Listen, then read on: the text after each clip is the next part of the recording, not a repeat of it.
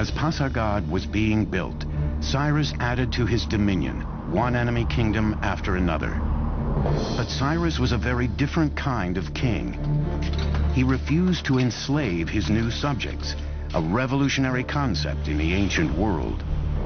He recognized the local validity, if you will, of different religions and beliefs, and allowed those things to persist. In 539, Cyrus conquered Babylon, but he did not present himself as a conqueror. He presented himself as a liberator, rescuing these people from their despotic ruler. And then he did a totally unprecedented thing. He freed the Jews. The Jews had been living in Babylon in captivity ever since Nebuchadnezzar destroyed Jerusalem and their temple, and Cyrus freed them. Now, it could be said in hindsight or political history that Cyrus was looking for a buffer state between a hostile Egypt and his own empire. But so what? The point is that no one had ever done anything like this, and hardly anyone has ever done anything like it since. And subsequently, he is the only Gentile in the Bible to be referred to as Mashiach, or Messiah. As one distinguished Oxford scholar once said to me, Cyrus always had a very good press. It's a very true statement. Before he could launch the campaign that would make Persia the lone superpower of the ancient world, Cyrus the Great died in battle in 530 BC. He didn't live long enough to show what really he could have done outside the battlefield. So in that sense, you can compare him with Julius Caesar, who conquered, but did not live long enough, he was assassinated, to put the empire that he conquered together. By the time Cyrus died, the Persian Empire had three capitals: Babylon, Susa, and Ecbatana. But he chose to be buried in the city he created, Pasargad, in a tomb that mirrored the man who built it. At Cyrus's tomb, one of the aspects that shows his humility is that tomb is relatively unadorned, very simple, very elegant. Cyrus's engineers built the tomb in the form of simple but heavy stone Western structures. They began by laying large rectangular cut stones and used ramps, pulleys, and clamps to build the tomb to its height of 36 feet. The tomb of Cyrus is a very simple, outwardly modest monument for somebody who had created the largest empire that the world had seen to that date, and it's still remarkably well preserved after 25 centuries. For 30 years, no power on earth could stand up to Cyrus the Great. Now his throne was up for grabs, creating a power vacuum that would throw the ancient world into chaos. 530 BC. Cyrus the Great, the architect of the greatest empire the world had ever known, is dead. For Persia, its future now hung in the balance. Rivals and pretenders to the throne vied for power. Then a distant cousin of Cyrus, a brilliant general, rose up to assume power. When the smoke cleared, the Persian Empire was securely in his grasp. His name was Darius. And he would become arguably the greatest Persian king and one of the greatest builders of all time. Darius hit the ground running. He began by rebuilding the old capital of Susa with brand new palaces adorned in glazed brick. Today, the magnificence of the capital Susa is even found in the Bible. When the Greeks talk about Persian palaces, for example, they routinely mention Susa. When the Old Testament book of Esther talks about Persian palaces, it's Susa that they mention.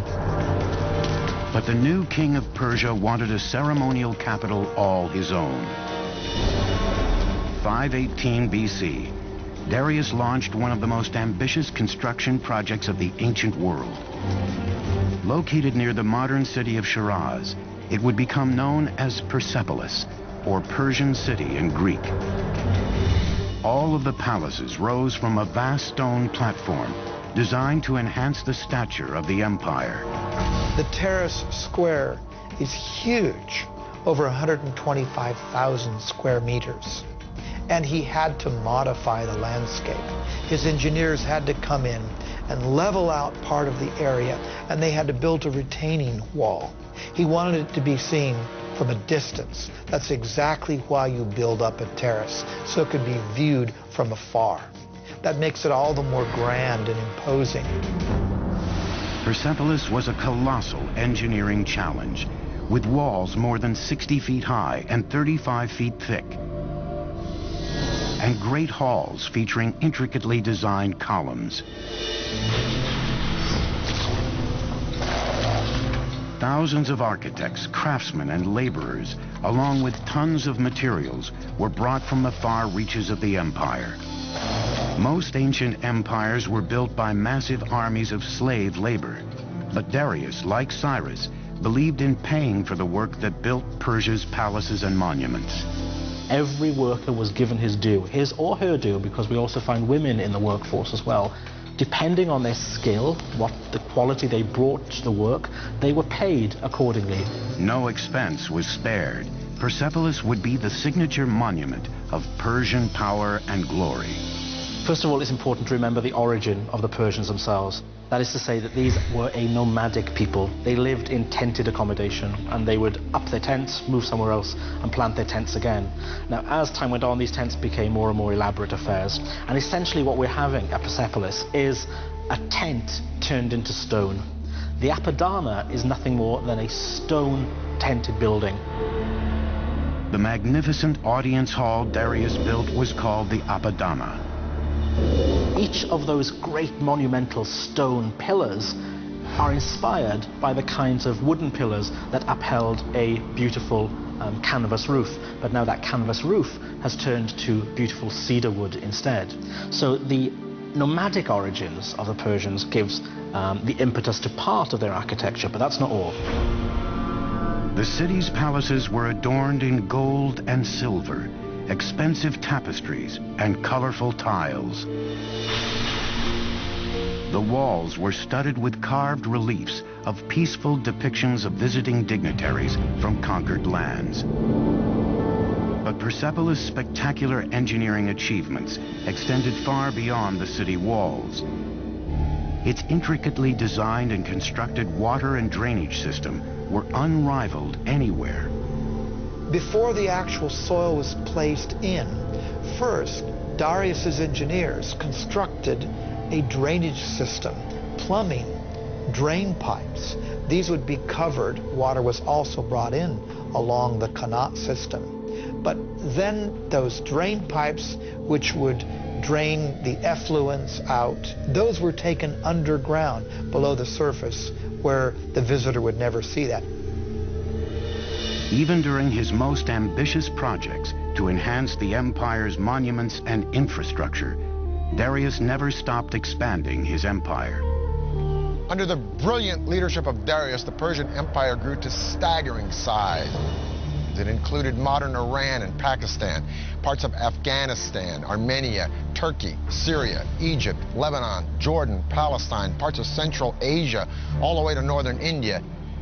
And man, this is a lot of turf. To connect the farthest reaches of the empire, Darius would launch two audacious building projects. One would stretch over 1,500 miles of the Persian Empire. The other would connect the Red Sea to the Mediterranean.